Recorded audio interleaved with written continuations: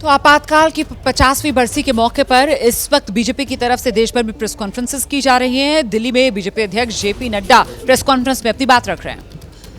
लेकिन हम सबको यह भी मालूम है कि देश उसके खिलाफ खड़ा हुआ और हम लोगों ने डट करके उसका विरोध किया और उसी का नतीजा है कि प्रजातंत्र भी बहाल हुआ और आज दुनिया का सबसे बड़ा लोकतंत्र का चुनाव भी अभी हम संपन्न करके 18वीं लोकसभा बना रहे हैं।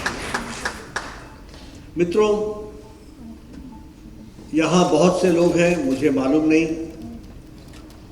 लेकिन मैं आप सबसे इतना ज़रूर चाहूँगा कि आप जिन लोगों ने इमरजेंसी देखी है उनसे आप इस सप्ताह में ज़रूर मिलिए और उनसे आप ज़रा जानने का प्रयास कीजिए कि किस तरीके को भारत को पहुंचा दिया गया, कैसी परिस्थिति ला करके खड़ी कर दी थी।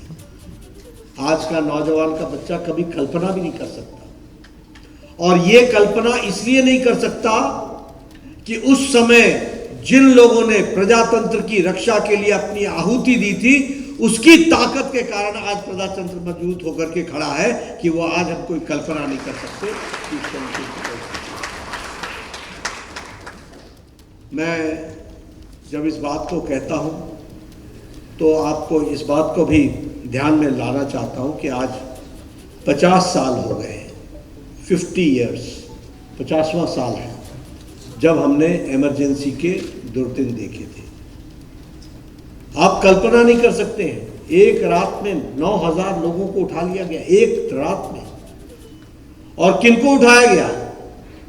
कोई देश का नेता, प्रमुख नेता बचा नहीं था।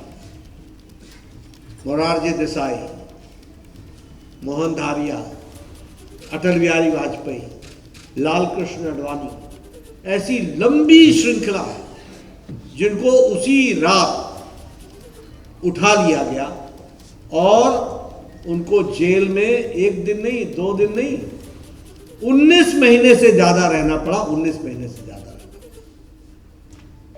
यह परिस्थिति ला करके खड़ी की थी। और क्या कसूर था? कसूर सिर्फ इतना था कि प्रजातंत्र की मजबूती के लिए और प्रजातंत्र की रक्षा के लिए उन्होंने आवाज उठाई थी।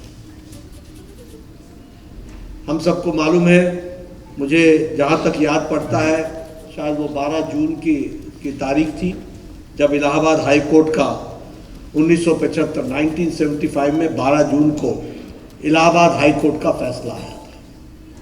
और उस इलाहाबाद के हाई कोर्ट के फैसले के कारण प्रधानमंत्री उस समय इंदिरा गांधी जी थी, उनका चुनाव निरस्त हुआ था। वो अनफेयर मीन्स से चुनाव लड़ रही थी। ये इलाहाबाद हाई कोर्ट का जजमेंट था।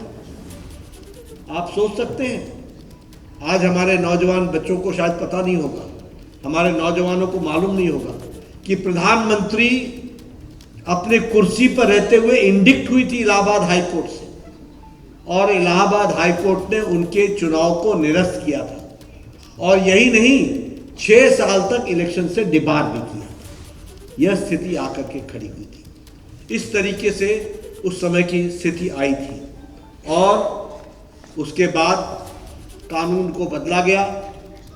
कानून को बदलने के बाद श्रीमती इंदिरा गांधी प्रधानमंत्री के रूप में मौजूद रही। तो बीजेपी की तरफ से आज इमरजेंसी की बरसी के मौके पर देश भर में इसी तरीके की प्रेस कॉन्फ्रेंसेस की जा रही हैं, जिसके जरिए बीजेपी इमरजेंसी को लेकर कांग्रेस को कटघरे में खड़ा करती हुई नजर आ रही है।